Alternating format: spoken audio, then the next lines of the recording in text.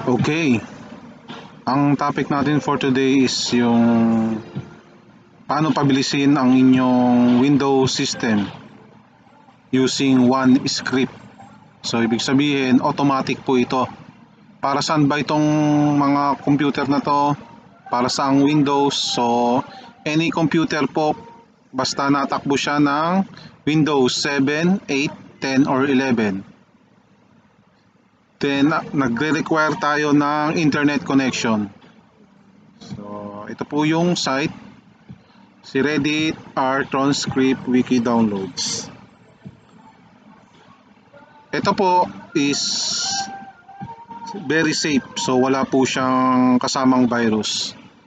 Tested ko po ito. Then mamimili lang kayo dito sa link. Ayan po, available kung saan po nyo gusto. Then pag kinlik nyo tong official link na to, once ito po yung lalabas sa kanya. So ito, nandito na rin siya. Ilalagay ko siya, itong mga to lalagay ko sa description below. So para hindi na kayo magkakaroon ng problema. So ito po yung ida-download natin, itong Tron version 12. So i-click natin to, then magda-download siya. Once na na-download, dito po siya pupunta. Sa akin, sa this PC downloads, then ako dito sa programs napunta. Ito po siya, si Tron. Okay? Ang size niya po pala is ito, 456019. So almost 500 MB. So nagre-require po ito ng medyo maganda-gandang internet. At pero ang kagandahan nito, di katulad ng last video, nung nakaraang video ko, manual po yon yung pagki-clean up.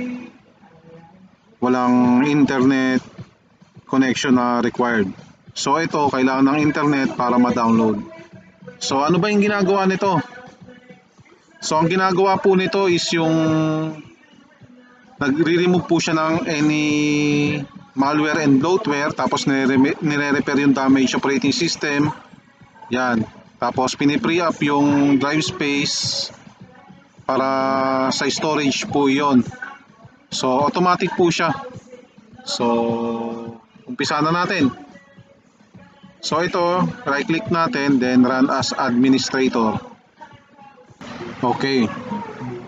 Natapos na yung command, so ang mangyayari, mag-i-extract siya. So hanapin nyo lang siya, same folder, then hanapin nyo yung Tron folder. Then after that, ito lalabas yan. So itong tron.bat is i-right click nyo, then run as admin. Okay. Natapos na yung pag-extract ng Tron. After extracting, i-open natin tong Tron. Then i-right click natin, then run as admin.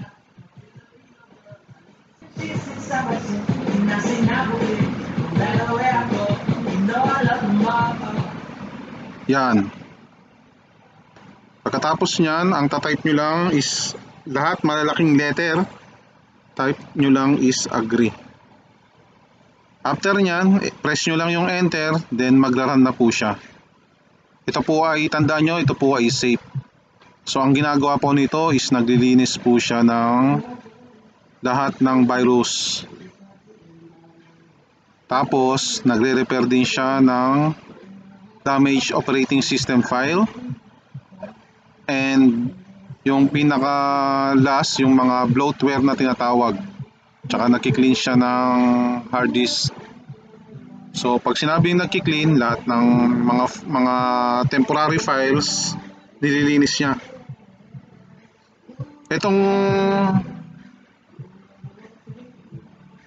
Itong command na to is napakaganda.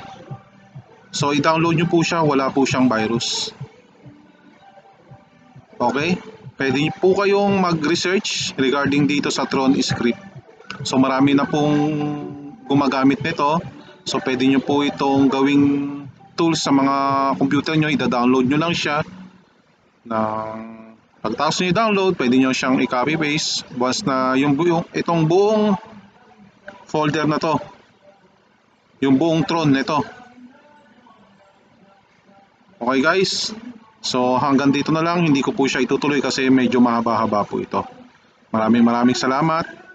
Tulungan nyo ako, mag-subscribe po kayo sa akin at tutulungan ko rin kayo. Mag-iingat po tayo and God bless.